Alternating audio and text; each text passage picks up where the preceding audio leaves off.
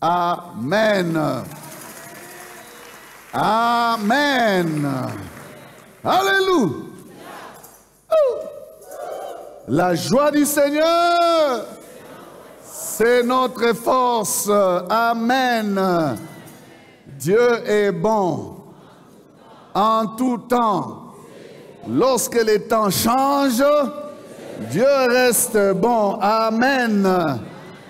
Que son nom soit béni. Est-ce que quelqu'un peut saluer son voisin et lui dire bon appétit? Genèse 18, 22 à 26. Nous sautons, nous prenons 32 à 33. Genèse 18, 22 à 26 et 32 à 33. Je vais les lire pour nous tous et ensuite nous allons prendre Psaume 65, verset 5, notre texte de l'année.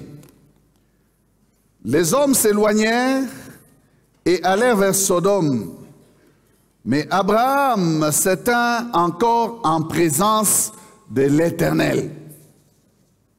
Abraham s'approcha et dit, « Feras-tu aussi périr les justes avec le méchant? Peut-être y a-t-il 50 justes au milieu de la ville. Les feras-tu périr aussi et ne pardonneras-tu pas à la ville à cause des 50 justes qui sont au milieu d'elle? Faire mourir les justes avec le méchant, en sorte qu'il en soit du juste comme du méchant. Loin de toi cette manière d'agir. Loin de toi, celui qui juge toute la terre, n'exercera-t-il pas la justice? Et l'Éternel dit, si je trouve dans Sodome 50 justes au milieu de la ville, je pardonnerai à toute la ville à cause d'eux. Nous sautons 32 à 33. Abraham me dit, que le Seigneur ne s'irrite point et je ne parlerai plus que 7 fois. Peut-être s'y trouvera-t-il 10 justes. Et l'Éternel dit, je ne la détruirai point à cause de ces 10 justes. L'Éternel s'en alla lorsqu'il eut achevé de parler à Abraham. Et Abraham retourna dans sa demeure. Amen. Psaume 65, verset 5. Heureux celui que tu choisis et que tu admets en ta présence. Nous nous rassasierons du bonheur de ta maison, de la sainteté de ton temple. Amen. Bon appétit encore. Heureux celui que tu choisis et que tu admets en ta présence, pour qu'il habite dans tes parvis. Nous nous rassasierons du bonheur de ta maison, de la sainteté de ton temple. Nous bénissons le Seigneur pour sa présence. Et ce matin, nous sommes dans DSP 4. Dans sa présence. DSP. Dans sa présence. Et le sous-thème ce matin, c'est DSP, 2 points, j'intercède. 2 points, j'intercède. Amen. Vous allez remarquer que nous avons dit on adore, on les loue, mais aujourd'hui on dit j'intercède. Pourquoi on dit j'intercède? C'est à dessein que nous disons cela.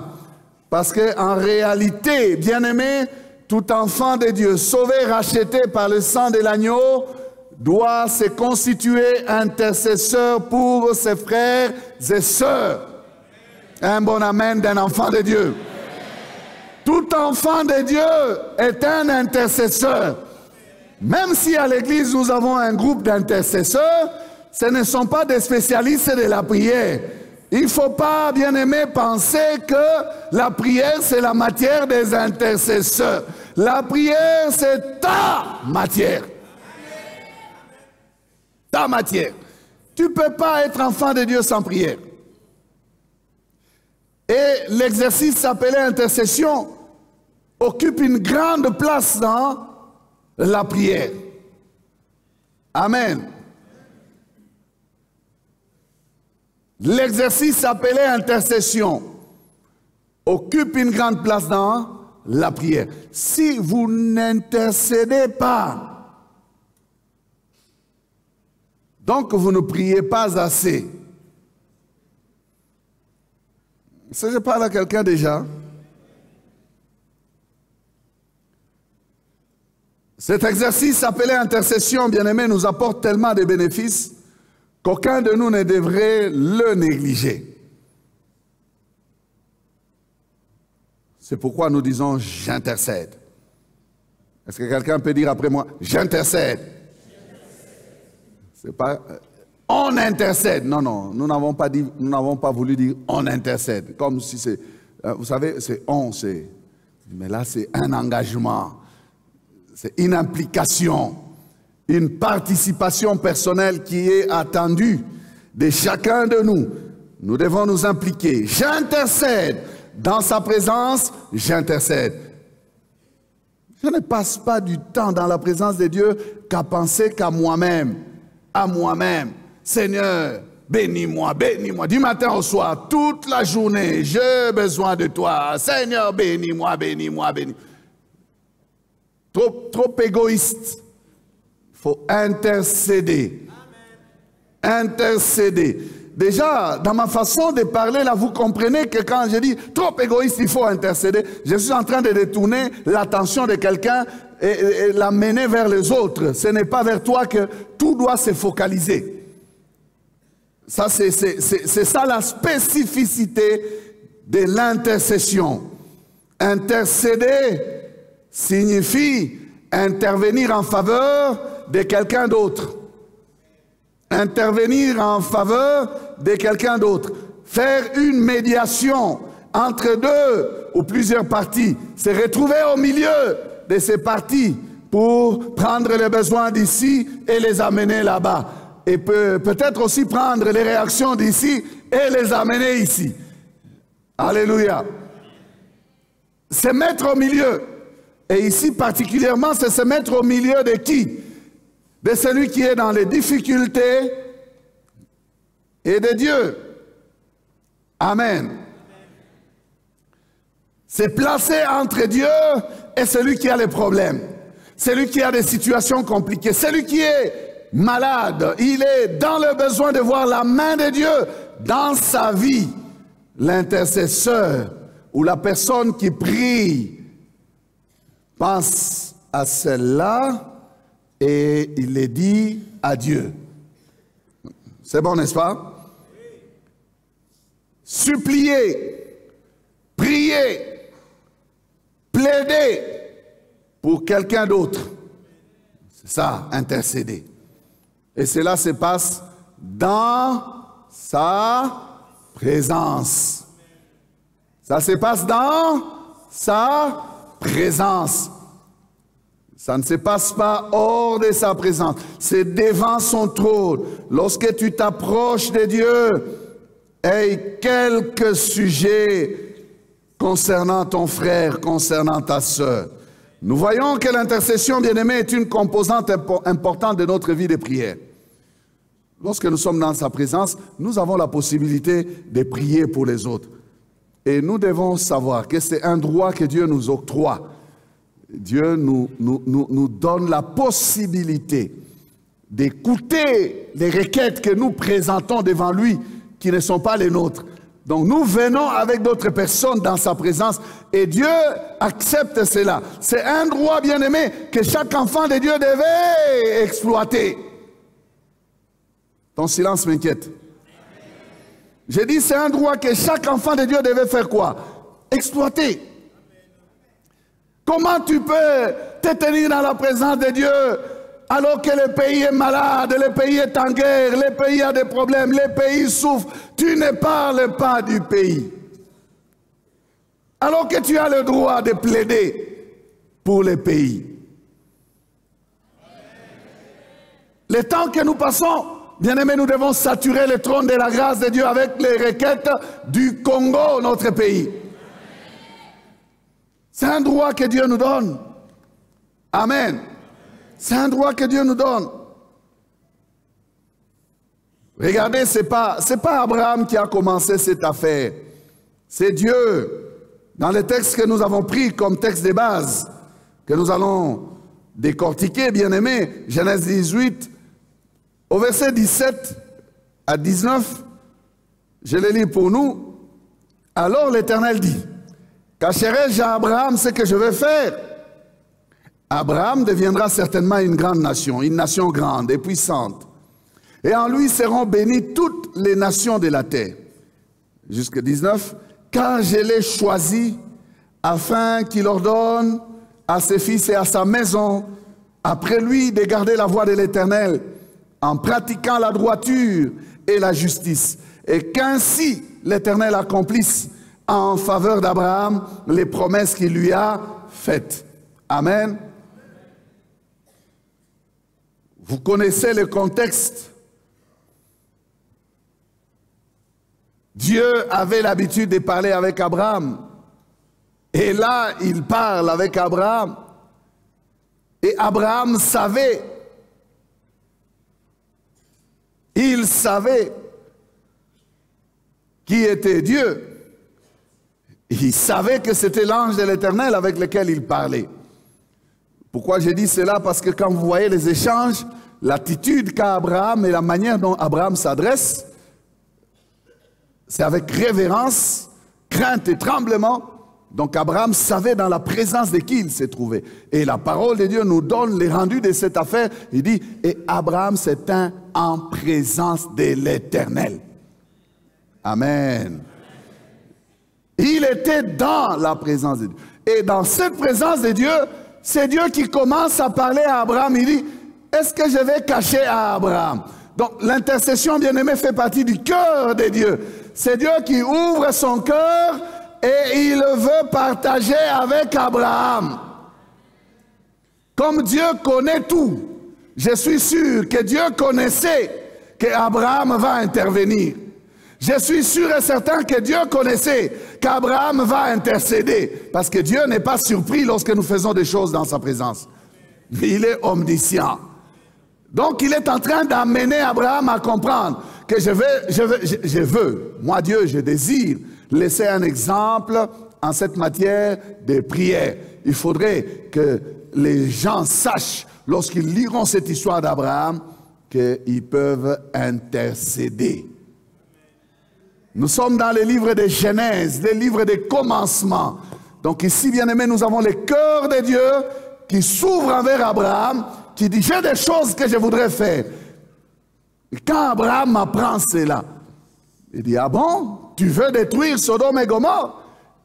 Qu'est-ce qui se passe dans le cœur d'Abraham? Abraham sait que j'ai un frère de ce côté-là. Et il n'est pas seul, il est avec sa famille. Amen. Il sait qu'il a un frère de ce côté-là. Et il va commencer à intercéder. Demandez à ceux qui ont des frères à Goma. Ils ont prié. S'ils ont prié, ils ont prié. Et ils ont prié encore et ils prient encore. Et si la communication n'est pas encore établie, ils continuent encore à prier jusqu'à ce qu'ils auront des nouvelles. N'est-ce pas vrai? Donc quelqu'un comprend ce que je suis en train d'enseigner ce matin. Amen. Dieu veut l'intercession. Pourquoi veut-il l'intercession? Ce qu'il nous faut comprendre, bien aimé, c'est que Dieu veut nous associer à l'accomplissement de ses desseins ici-bas.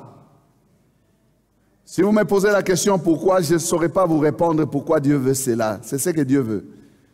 Dieu veut nous rendre participants de son plan dans cette génération.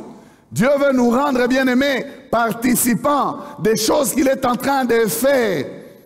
Et c'est ce qu'il a voulu. Il a voulu informer Abraham. Il dit, cacherai-je Abraham? Je ne peux pas lui cacher. Il est de cette génération. Il y a des choses qui vont se faire. Je les lui informe. Je lui tiens informé. On dirait que Dieu a un devoir de redevabilité envers sa créature.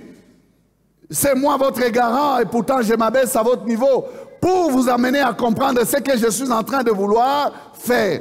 Et ça, c'est de l'humilité de la part de Dieu. Dieu est humble. Alléluia. Je parle de Dieu, hein?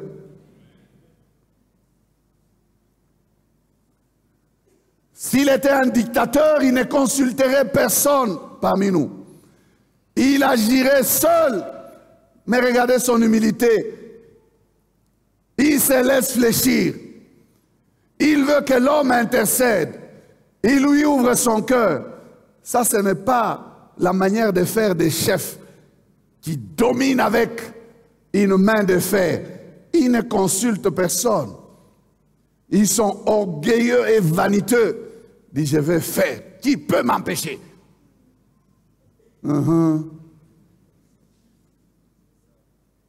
Dieu croit à la prière, bien-aimé. Dieu croit à la prière. Je vous l'ai déjà dit. Et Dieu se laisse fléchir. Il se laisse fléchir quand nous prions. Et surtout quand nous prions bien. Alléluia. Mais imaginez, je parle de Dieu. Imaginez Dieu, le créateur de tout. Comment peut-il laisser des personnes comme nous, infimes créatures, inutiles, et puis il va écouter, il va dire, je vais faire. Quelle humilité, quel cœur, quel désir de nous voir participer à ce plan. Alléluia. Est-ce que quelqu'un est en train de saisir? Donc tu ne peux pas négliger ces droits qui t'est donné. Deviens intercesseur. Si tu ne le fais pas, souviens-toi qu'il y a des besoins. Amen.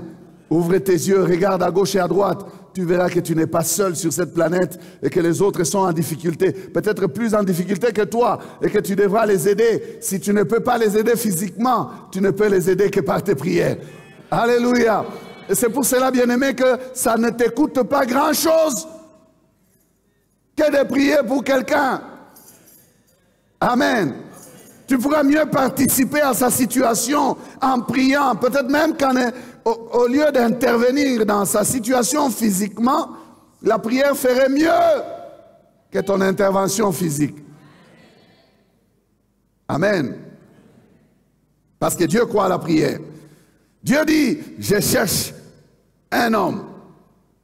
Je cherche quelqu'un qui prie en faveur des autres, en faveur de la ville, en faveur du pays.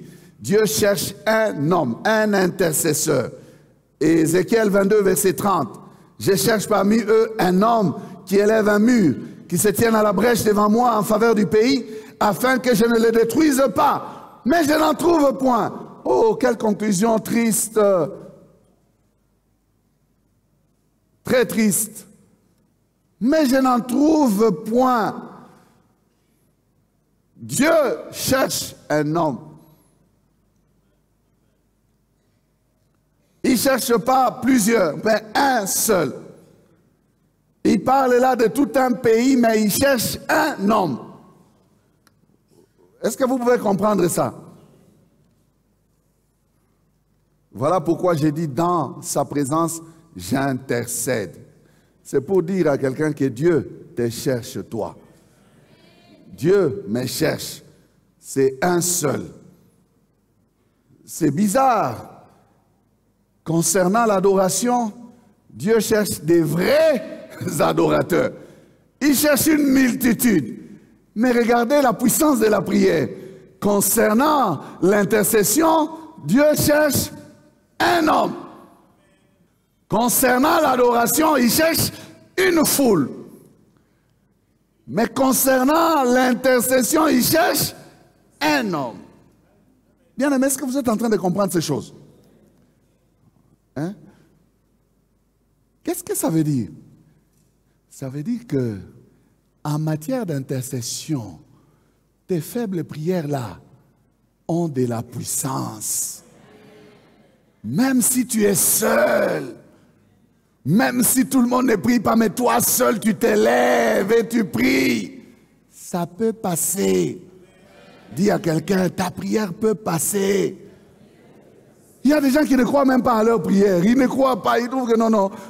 Je cherche des partenaires de prière. Je cherche des gens qui vont me soutenir en prière. Je cherche les gens pour qu'on se mette ensemble. Il y a une requête, il y a les pays, on organise. Il y a des gens qui ne veulent qu'organiser, organiser. Je disais ici vendredi, frère, depuis que nous nous sommes convertis dans ces pays, nous ne faisons que prier pour les pays. Nos prières sont en train de s'entasser devant le trône. Le jour où Dieu va se décider à faire une explosion, ça va exploser! Ça va exploser. Ça va exploser. On ne doit pas, bien aimer, se décourager et penser, oh Seigneur, depuis que nous prions, nous prions, nous prions, nous prions. Non, non, mon frère, relève la tête. Crois encore. Crois encore. Il a dit de Corneille, tes prières sont montées devant moi. Et il a répondu. Alléluia. Les faibles prières là ont de la puissance, ont de la valeur. Un homme, il ne cherche pas plusieurs, il cherche un homme. L'adoration, il cherche beaucoup, des vrais adorateurs. Quand on parle de l'adoration même au ciel, c'est des myriades et des milliards d'anges.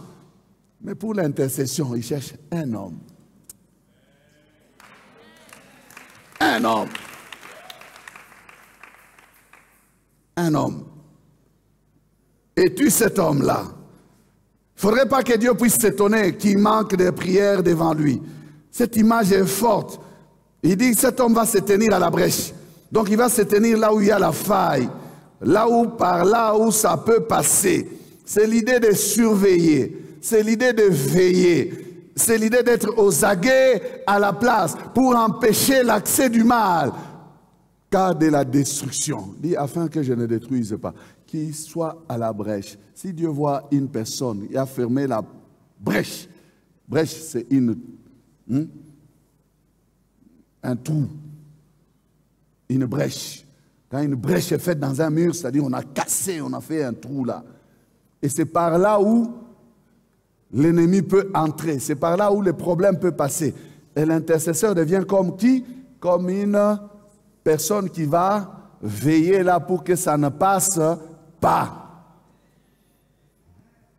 Mais on se tient à la brèche, on se tient là pour dire, Seigneur, ne fais pas. Seigneur, change.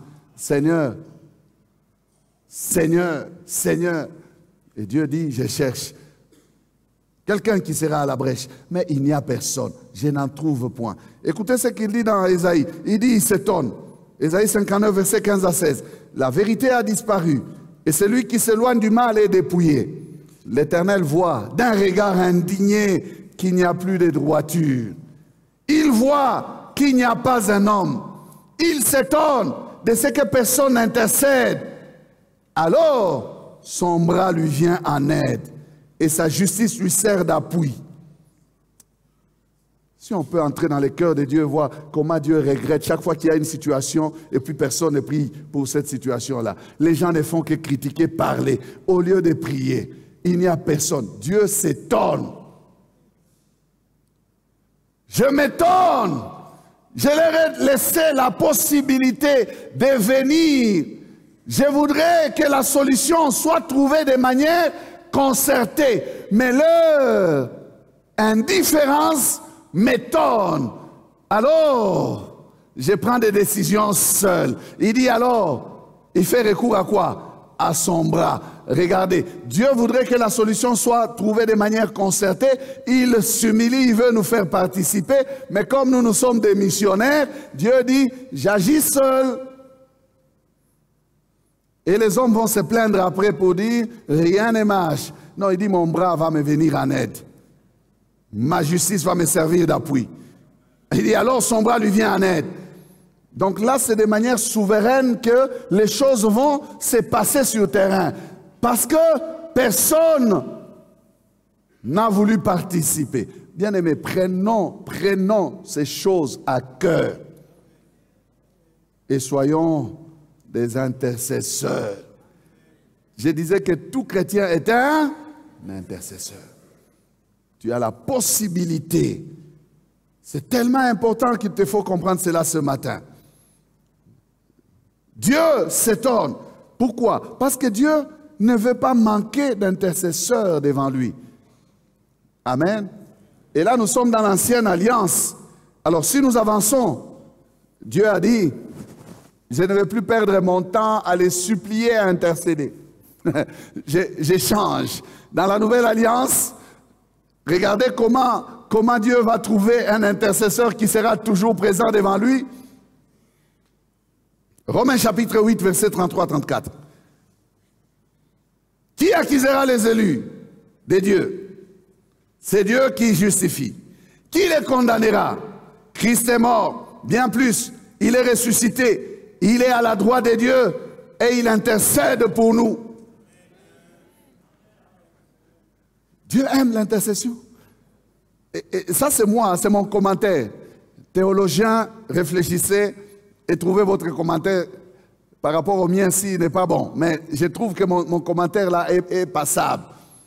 Dans l'ancienne alliance, Dieu s'étonnait, Dieu s'inquiétait de ce qu'il n'y a personne qui intercède. Mais dans la nouvelle alliance, Dieu dit, je mets fin à mes inquiétudes, je ne veux plus m'inquiéter, comme je les ai rachetés, qu'ils sont mon peuple, je voudrais qu'il y ait toujours un intercesseur, un homme, un seul, à mes côtés. Lui au moins, il ne sera pas distrait. Ton grand frère là, il n'est pas distrait. Je parle de ton grand frère Jésus. Lui n'est pas distrait en matière d'intercession. Il intercède pour nous. Où c'est? À la droite de Dieu. Donc, je trouve la valeur de l'intercession. Dieu dit, je ne peux pas manquer d'intercession. Comme Dieu est un avec son Fils et avec le Saint-Esprit, il dit, Saint-Esprit, toi aussi, tu dois entrer dans ces choses. Au verset 26, qu'est-ce qu'il dit? De même aussi, l'Esprit nous aide dans notre faiblesse, car nous ne savons pas ce qu'il nous convient de demander dans nos prières, mais l'Esprit lui-même intercède par des soupirs inexprimables. Ah, nouvelle alliance. Dieu dit, je ne peux pas manquer. Tu m'abandonnes. Je ne peux pas manquer d'intercesseurs. Notre équipe est constituée de deux intercesseurs. J'ai l'intercession de Jésus, j'ai l'intercession du Saint-Esprit. Vous savez, l'intercession de Jésus, on nous dit là, qui nous accusera?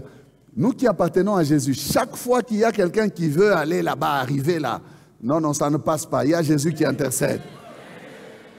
C'était autrefois là que l'ennemi montait. Il a été déjà précipité. Le diable ne peut pas arriver là. L'intercession est celle de Jésus qui passe. Amen. Qui accusera? Qui les condamnera? Quelles sont les réponses que l'on doit donner à ces questions-là? Personne. Quand la Bible dit qui accusera, qui condamnera, elle est en train d'affirmer que personne n'osera faire ça. C'est ce qu'il faut comprendre là. Quand Dieu pose la question qui, il n'y a aucune réponse à donner à sa personne. Ni un ange, ni un homme, ni une situation, ni une institution. Personne. À cause de quoi? De l'intercession du Fils qui est là. Alléluia. Ça veut dire que même quand ils oseraient, conditionnel, même s'ils oseraient, ça n'arrivera pas. Alléluia. Laissez-les essayer, ça n'arrivera pas. Parce que c'est Dieu qui justifie. Et il a de la matière qu'il puise dans l'intercession du Fils. Comme il y a beaucoup de déchets dans notre manière de prier, l'intercession du Saint-Esprit est bien délimitée dans un cadre précis. Ils ne font pas la même chose les deux. Non. L'intercession du Saint-Esprit, elle, est corrective. Nous avons beaucoup de déchets, beaucoup d'erreurs. Il y a des graves erreurs et il y a des erreurs faibles. Il y a des fois des fautes de doctrine. Nous ne connaissons pas certaines choses concernant la nature divine. Nous faisons des erreurs, nous faisons des fautes. Nous pouvons même des fois, il vous est peut-être déjà arrivé à dire, Seigneur Jésus, je te prie au nom de Jésus. Vous comprenez ce genre d'erreur-là? vous priez Jésus au nom de Jésus, alors que vous devez prier le Père au nom de Jésus. Hein, toutes ces histoires de doctrine-là, hein, le Saint-Esprit se charge de ça. Il prend ça, il aligne ça devant Dieu. Alléluia. Mais n'oubliez pas, vous connaissez mon explication de ces versets-là. Des fois, certaines demandes que nous faisons dans nos faiblesses. Nous devons, oh Seigneur, que mes ennemis meurent. Moto, ba ennemi nangai. Bongo, ça ne va pas passer. Parce que le Saint-Esprit connaît la doctrine. Il a dit priez pour vos ennemis. Il n'a pas dit tuez vos ennemis. Il va aussi prendre ça, il arrange. Ah, mais vous connaissez aussi l'autre explication. Il y a certaines choses que vous demandez. Seigneur, donne-moi une Rolls-Royce. Bugatti. Je veux une Ferrari. Le Seigneur regarde, il dit, avec les routes de Lubumbashi, si tu vas aller avec où? Tu ne sauras même pas faire de la vitesse ici. Donnez-lui une moto. Moto.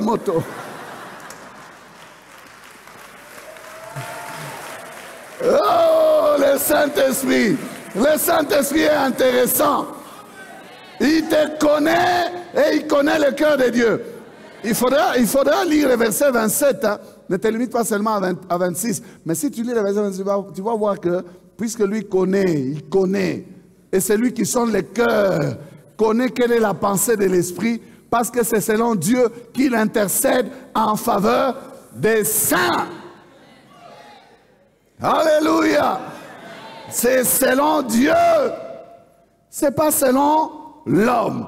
Donc toutes tes demandes là, ce sont des bonnes demandes. Demande. Jésus a dit, vous n'avez pas encore demandé. Demandez. Mais sachez qu'il y a les filtres. Les filtres du Saint-Esprit.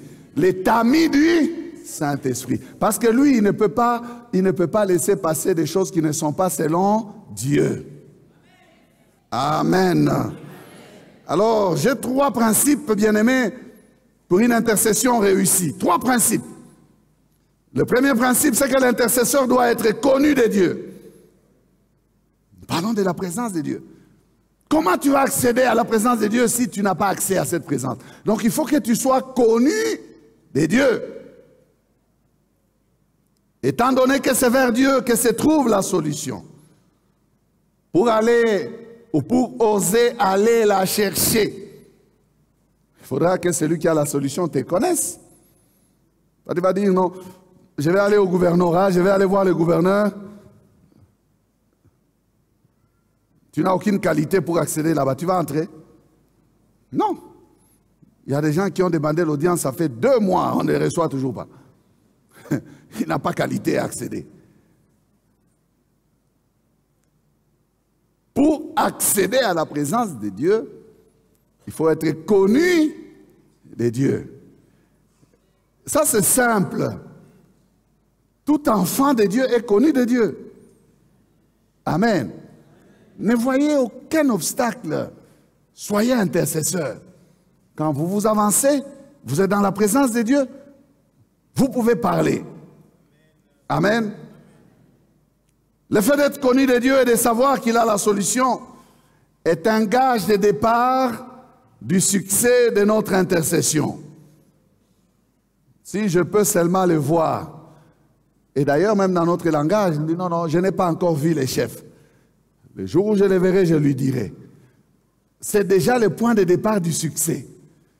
Hein? Connaître, s'approcher de Dieu, avoir accès à Dieu. Profite de ton accès là pour déposer la requête. C'est pourquoi je dis que c'est déjà le gage de la réussite. Le reste ne sera pas ton affaire. Si tu peux accéder et parler, il peut à son tour aussi apprécier et décider. Mais si tu es connu de lui. Amen. Alors ici, je dirais que on n'a pas nécessairement besoin d'être connu de celui pour qui on prie. Mais on a nécessairement besoin de connaître celui vers qui on va aller. Je peux ne pas te connaître, mais je te vois dans une situation difficile. Je porte ton fardeau, je l'amène chez Dieu. Comme je connais celui qui peut t'aider, il peut décider de venir t'aider. Donc, il ne faudrait pas dire, je ne peux que prier pour ceux que je connais. Il faut que je les connaisse. Comme ça, je peux bien prendre leurs requêtes et les amener à Dieu. Nous prions, bien-aimés, pour des personnes que nous ne connaissons pas et Dieu les exauce.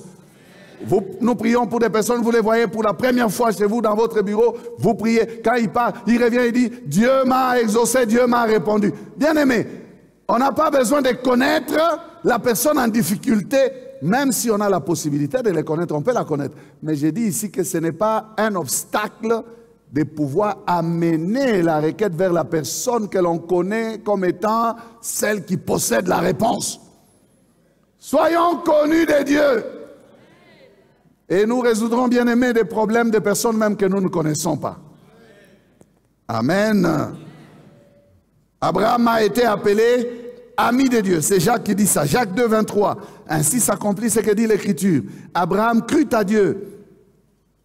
Et cela lui fut imputé à justice. Il fut appelé ami de Dieu. Quel témoignage en faveur d'Abraham? Un ami de Dieu. Si vous êtes ami à un ami de Dieu, demandez à l'ami de Dieu de vous mettre dans ses prières. Vous verrez.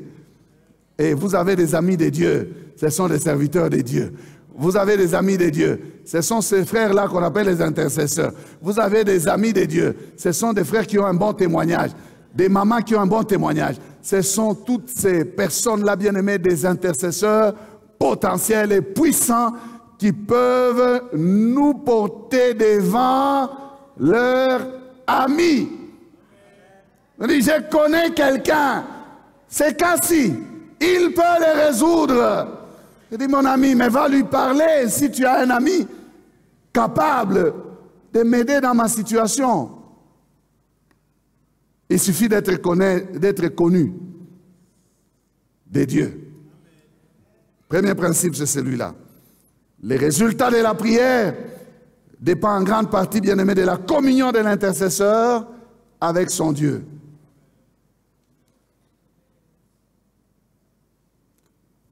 C'est pour cela, même lorsque nous disons tout le monde est intercesseur, mais est-ce que tout le monde est consacré en tant qu'ami de Dieu?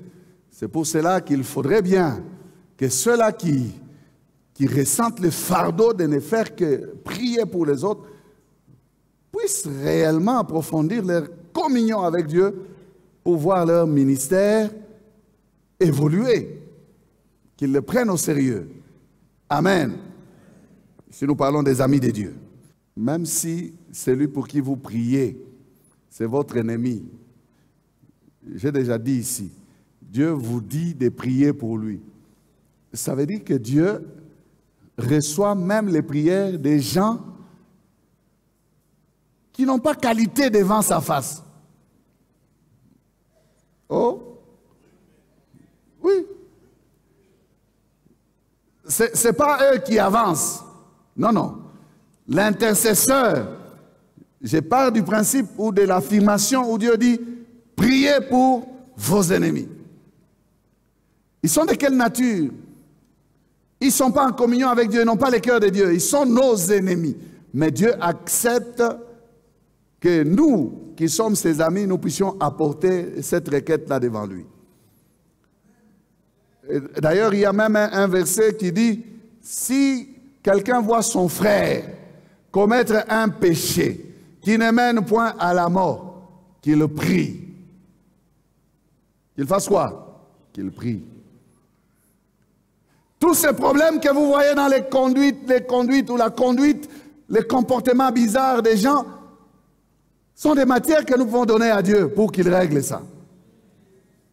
Et si tu vois ton frère, prie. Deuxième principe, on avance. L'intercesseur doit bien connaître la requête. Vous n'allez pas mener un sujet de manière confuse devant Dieu. Portez bien la requête devant Dieu. La demande faite à Dieu doit être précise, pas vague. Elle doit être faite aussi selon la volonté de Dieu. Nous prenons l'exemple d'Abraham. Nous décortiquons ce qu'il a dit. Il a dit, les hommes s'éloignèrent et allèrent vers Sodome. Mais Abraham, c'était encore en présence de l'Éternel. Abraham s'approcha et dit. feras-tu aussi périr les justes avec le méchant? Et écoutez ce qu'il dit au verset 25. Faire mourir les justes avec le méchant, en sorte qu'il en soit du juste comme du méchant. Loin de toi cette manière d'agir. Loin de toi, c'est lui qui juge toute la terre. N'exercera-t-il pas la justice? Alléluia. Abraham est en train de répéter, bien-aimé, la doctrine de la justice. Ô Dieu qui est juste, juge. Il prend son intercession, il la base sur la justice de Dieu.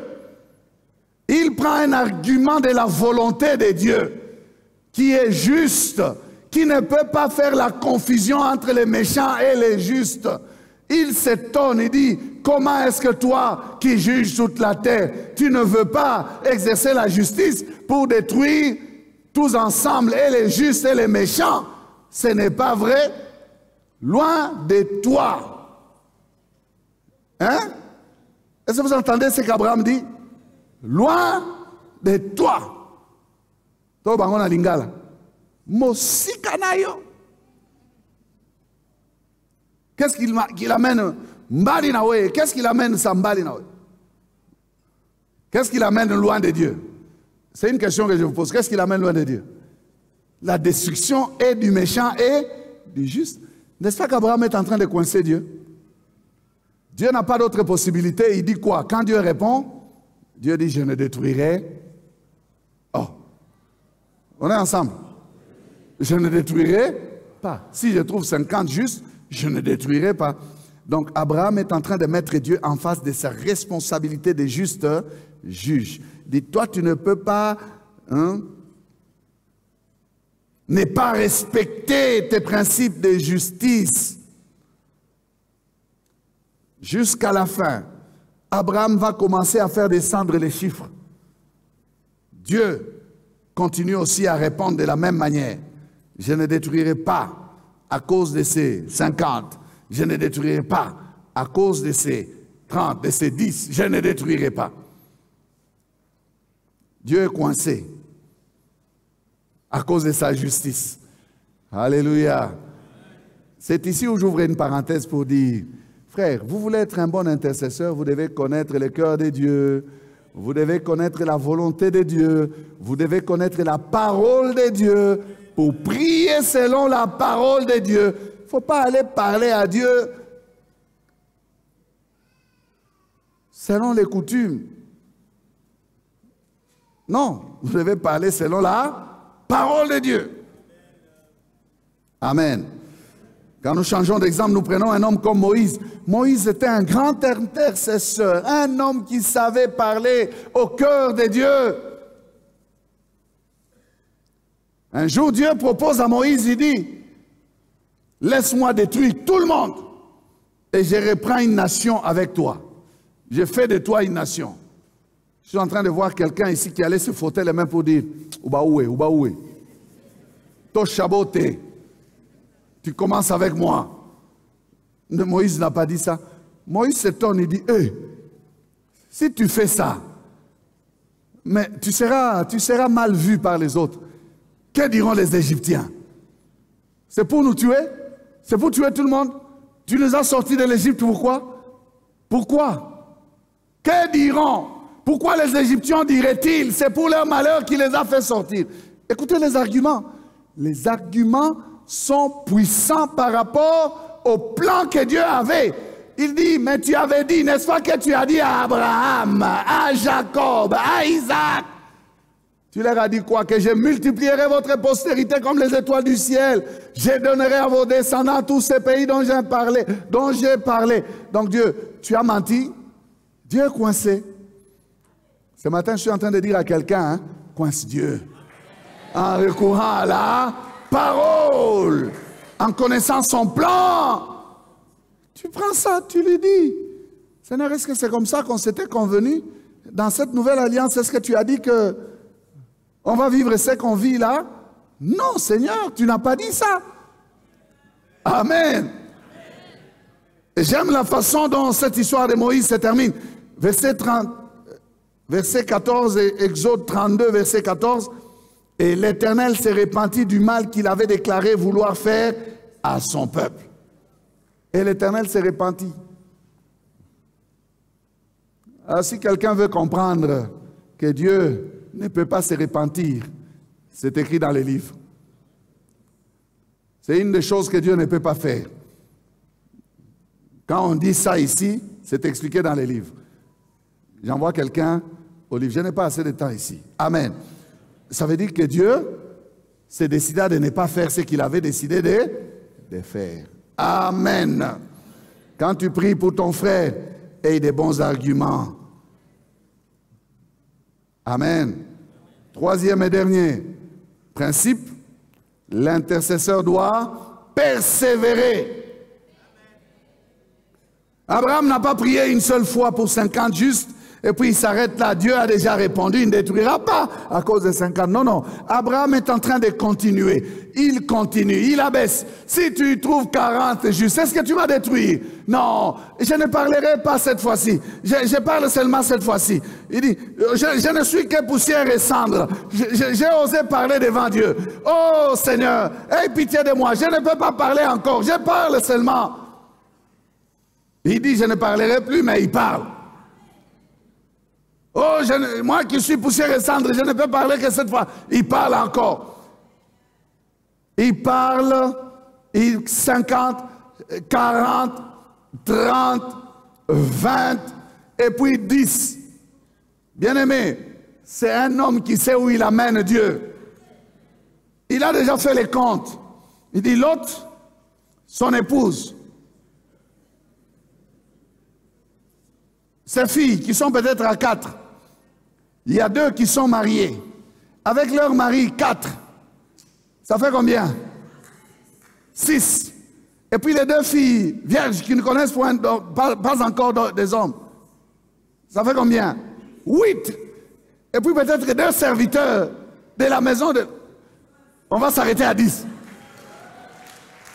Si tu trouves 10, Dieu dit, je ne détruirai pas à cause de ces 10-là. C'est là où Abraham va partir, Dieu va partir aussi. Alléluia. Il faut aller jusqu'au bout. L'intercesseur doit prier selon les fardeaux. Il dépose son fardeau. C'est quand il sent que ce fardeau est parti qu'il a fini. L'intercesseur ne fait pas de simples mentions. Il insiste. Il continue. Et il revient et il revient encore. Jusqu'à ce qu'il sentira que c'est passé. L'intercesseur va plus loin. Il doit même s'identifier à la personne.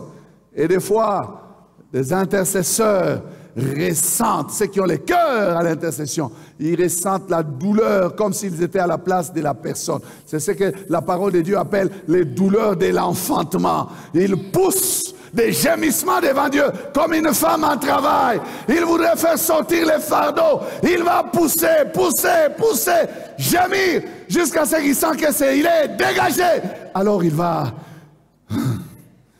Il dit, j'arrête maintenant. Je crois que Dieu a exaucé. Amen. La persévérance doit être dans les caractères de celui qui intercède. Il va persévérer. Il va aller jusqu'à chercher à ce que Dieu l'exauce. Voilà les 3 principes, bien-aimés. Et pour conclure, nous avons l'intercesseur modèle par excellence, c'est Jésus-Christ. Il a intercédé du vivant, de son vivant sur la terre. Et il pouvait prier. Il dit à Pierre, Pierre, Satan vous a réclamé, mais j'ai prié pour toi. Il priait avant même qu'il ne soit dans la gloire pour faire l'intercession. Il intercédait. Et il dit à Pierre, quand tu seras converti, affermis tes frères. Donc, je sais que ma prière sera exaucée. Quand tu verras les résultats de ma prière dans ta vie, aide aussi les frères. Frère, l'interpellation que je te fais, c'est, toi, quand tu vois ton frère, ou quand tu as une révélation sur ton frère, pourquoi tu ne pries pas? Toi, tu vois, non? Dieu me l'a montré. Je l'ai rêvé. Avec cette histoire d'interpréter les rêves, je l'ai rêvé nu. On a dit que quand on rêve quelqu'un nu, c'est qu'il est sorcier. Et tu commences à dire à tout le monde, il est sorcier, il est sorcier. Non, si tu l'as vu, ça veut dire que Dieu t'a ouvert les yeux pour voir l'état dans lequel la personne est. Prie. Il y a des choses que Dieu te montre, ce n'est pas pour en parler, c'est pour prier. Oh, j'ai vu cette soeur-là. Non, non, non, non, non, non. Il faut chercher son état d'âme. D'accord, d'accord. Mais est-ce que toi, tu pries pour cet état d'âme-là? Tu peux demander à Dieu de changer son état d'âme. J'encourage l'intercession ce matin. Dans sa présence, j'intercède. Amen. Jésus a déjà prié, même pendant qu'il était sur la terre, il a prié pour nous.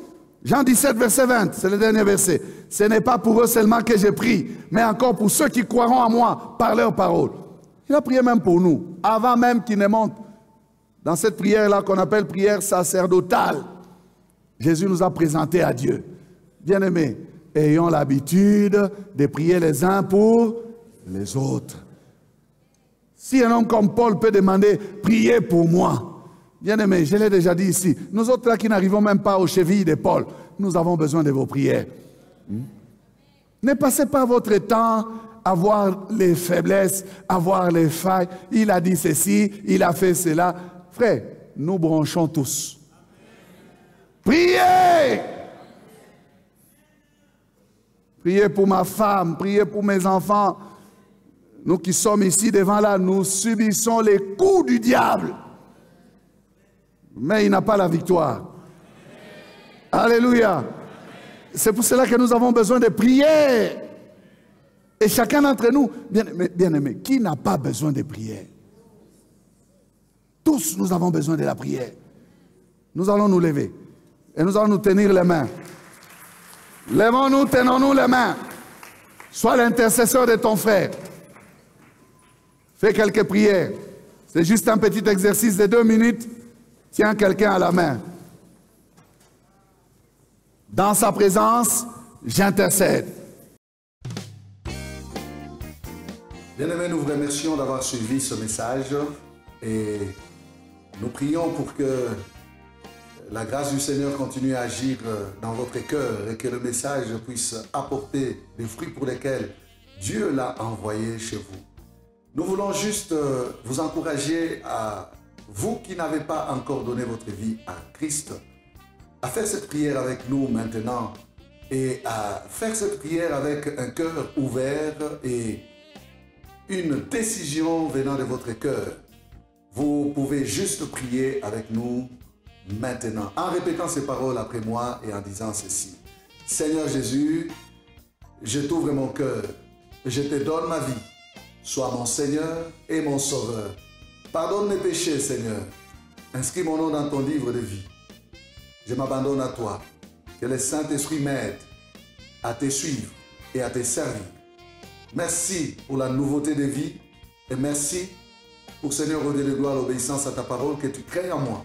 Parce que c'est toi qui crées le vouloir et le faire selon ton bon plaisir. Je te dis merci. Amen. Que Dieu vous bénisse parce que vous avez pris la décision de devenir chrétien et de vous engager à suivre Jésus et à les servir.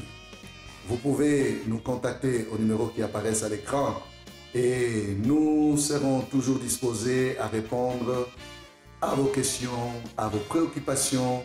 Nous sommes là pour vous servir et nous serons aussi heureux d'avoir un temps de prière avec vous dans nos installations 6 avenue Kasavubu, Sandoa, à l'église La Parole Éternelle, ici à Lumbashi. Que Dieu vous bénisse, que sa grâce et sa paix soient dans vos maisons. Au revoir, nous vous aimons.